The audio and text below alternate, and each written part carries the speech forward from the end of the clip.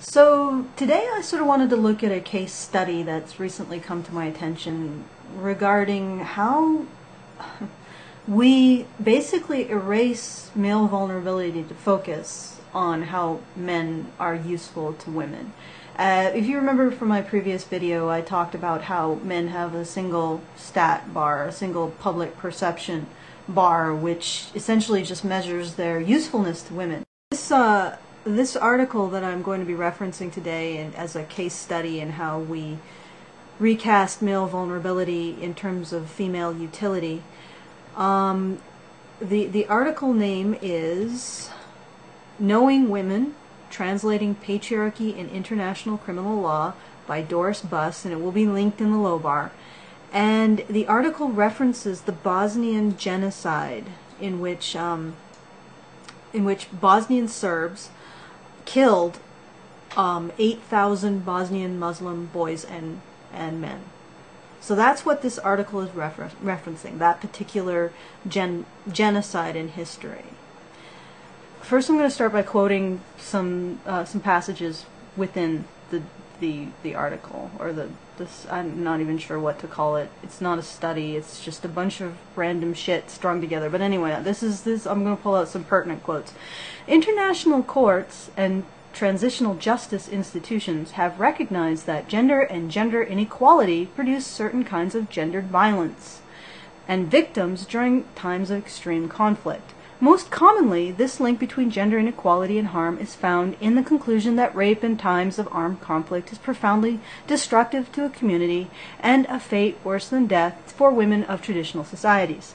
The apparent willingness of some transitional justice institutions to recognize gender violence and inequality has been the subject of both feminist activism and critique. For many feminists, international criminal courts offer an arena where the gendered effects of armed conflict can be made more visible, thereby ending the historic erasure of women from the post-war accounting of violence and its effects. So this author is analyzing this massacre of over 7,000 boys, and they were selectively targeted to be killed.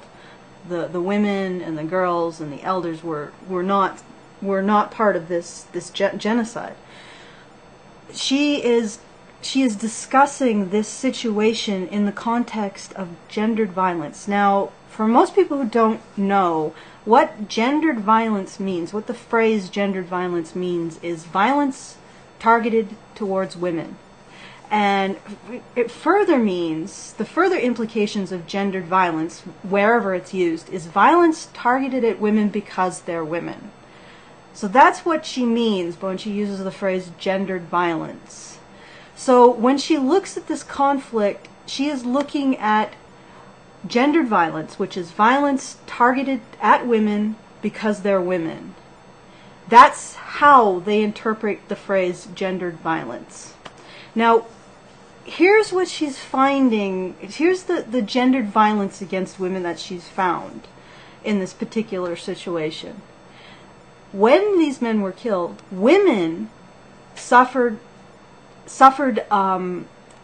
things like they had trouble conducting business. They didn't know if they could marry again. They lost income from the men who died, and this loss of utility, these women who lost the utility of these men, this woman is saying that is gendered violence.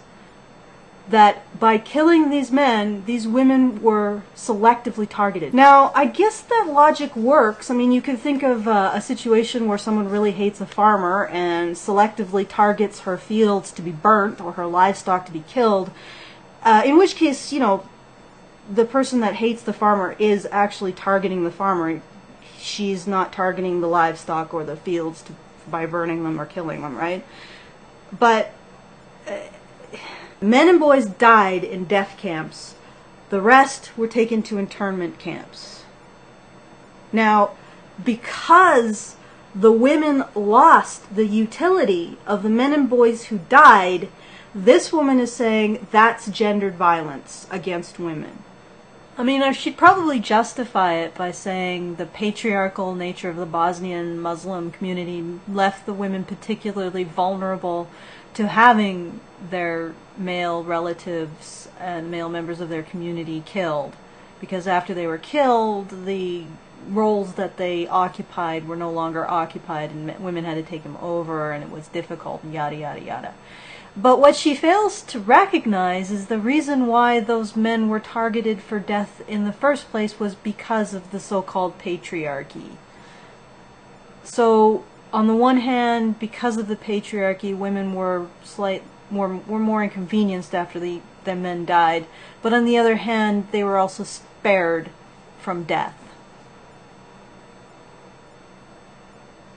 How much more clear-cut can it be that these people will never see in any way how men are vulnerable because they are men? These guys were targeted because men and boys were targeted because they were male. They were targeted for death because they were male. They were vulnerable to being targeted to death because they were male. But she can't see that as gendered violence. Instead, all she can see is how these men being killed, the women lost their utility.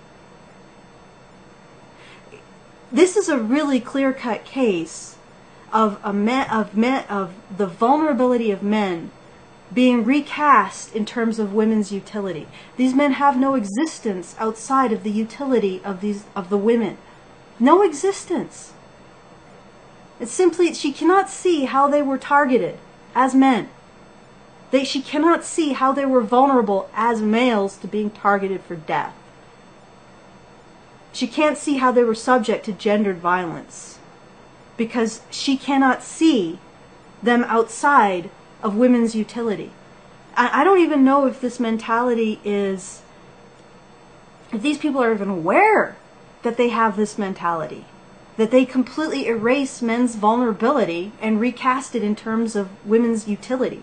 I don't know how much more clear-cut it could get, because literally she is saying that, literally, like these women, she's not pointing out any direct violence against these women as gendered violence. All she's doing is pointing out the effects of all these men dying as gendered violence against these women.